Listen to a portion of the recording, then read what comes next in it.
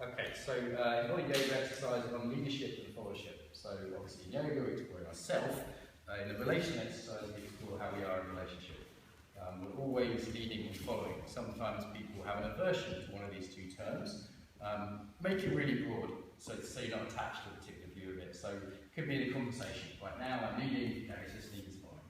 He might now speak, I listen, I follow.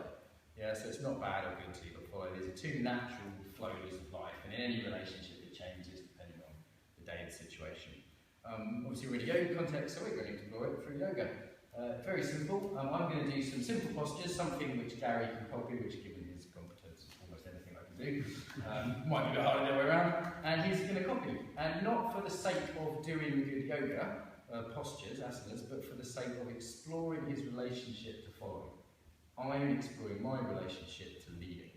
So do I just do it regardless? Do I check in with him? Do I overly check in with him? I'm going to notice my patterns around leading. He's going to notice his patterns around following.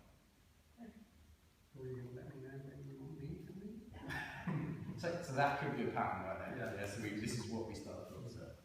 And we're going to do it non-verbally.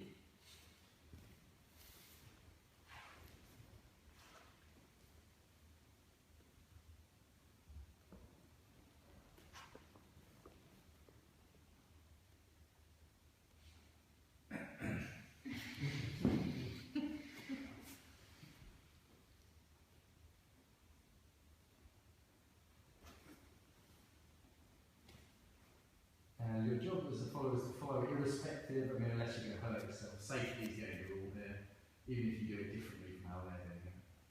Okay, now we swap over, so he leads. And I might notice immediately, I don't like forming as much as leading. That could be as simple as that. He might notice, oh, it's nice to be leading again.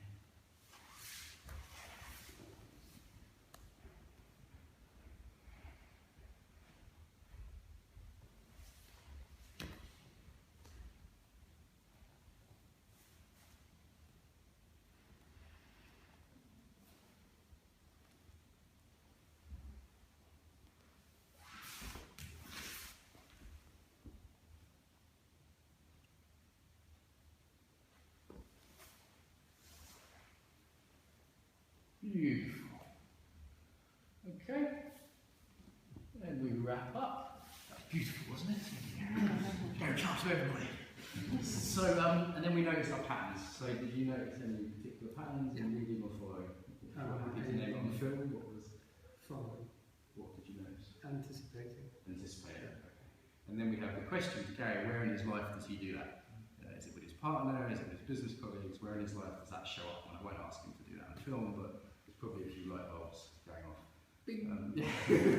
I noticed, for example, just a simple preference, like, okay, I have to give over, even though someone I trust and love and respect, it was also like, I kind of prefer leading.